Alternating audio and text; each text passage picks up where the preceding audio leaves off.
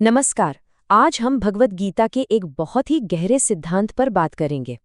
वो सिद्धांत जो हमें सिखाता है कि इस संसार में कर्म करते हुए भी उसके बंधन से मुक्त कैसे रहा जाए। चलिए, इसकी शुरुआत प्रकृति की एक छोटी सी पर बहुत गहरी पहेली से करते हैं। सोचिए, एक कमल का पत्ता पानी में ही तो रहता है ना? लेकिन फिर भी पानी उस पर ठहरता नहीं, बस फिसल जाता है और पत्ता वो बिल्कुल सूखा का सूखा रहता है। जानते हैं, कमल के पत्ते का ये उदाहरण कोई साधारण बात नहीं है। भगवत गीता में कर्म के सिद्धांत को समझने के लिए ये एक बहुत ही शक्तिशाली प्रतीक है।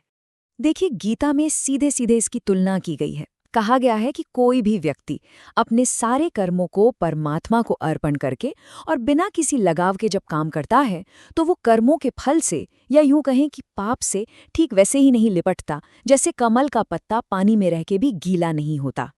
और सबसे कमाल की बात क्या है कि पत्ते को इस बात से कोई फर्क नहीं पड़ता कि पानी साफ है या गंदा, वो तो बस अछूता रहता है। गीता में मन की ठीक इसी आदर्श अवस्था के बारे में बताया गया है। तो सवाल ये उठता है कि हम इस अवस्था तक पहुंचे कैसे? इसका जवाब कर्म और आसक्ति यानी अटैचमेंट के स्वभाव को समझने में ही छिपा है। देखिए, यहाँ पर दो अलग अलग चीजों को समझना बहुत जरूरी है। एक है कर्म, जो तो आवश्यक है, करना ही पड़ेगा, और दूसरी चीज है कर्म बंधन, मतलब कर्मों से पैदा होने वाला बंधन। ये दोनों एक नहीं है।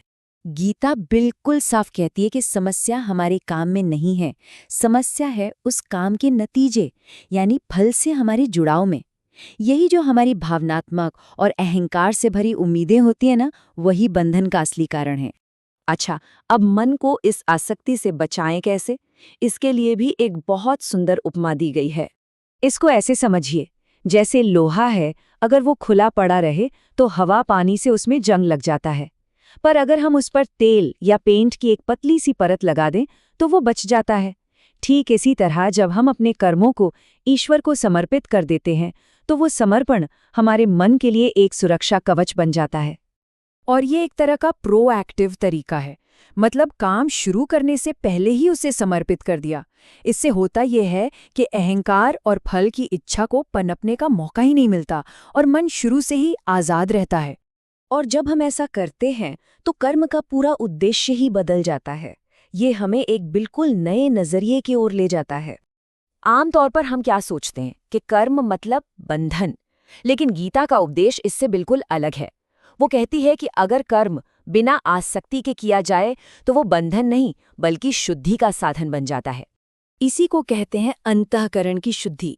जब हम ये अभिमान छोड़ देते हैं कि मैं करने वाला हूं, तो हमारे वही रोजमर्रा के काम हमारे मन, बुद्धि और अहंकार को साफ करने का, उन्हें शुद्ध करने का माध्यम बन जाते हैं।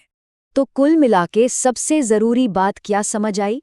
बंधन की असली जड़ खुद कर्म नहीं है, जड़ है कर्ता होने का अहंकार और उस कर्म के परिणाम से आसक्ति। मतलब हम क्या कर रहे हैं ये उतना महत्वपूर्ण नहीं जितना ये कि हम किस मानसिकता से कर रहे हैं। तो अंत में ये विचार हमारे सामने खड़ा होता है कि क्या सच में हमारे कर्म हमें बांधते हैं या फिर हमारी अपनी आसक्ति ही हमें बांधती है? और अगर हम अपने कर्म करने के तरीके को, अपने अंदर के भाव को बदल लें, तो क्या उन कर्मों का हमारे ऊपर पड़ने वाला प्रभाव भी पूरी तरह बदल नहीं जाएगा?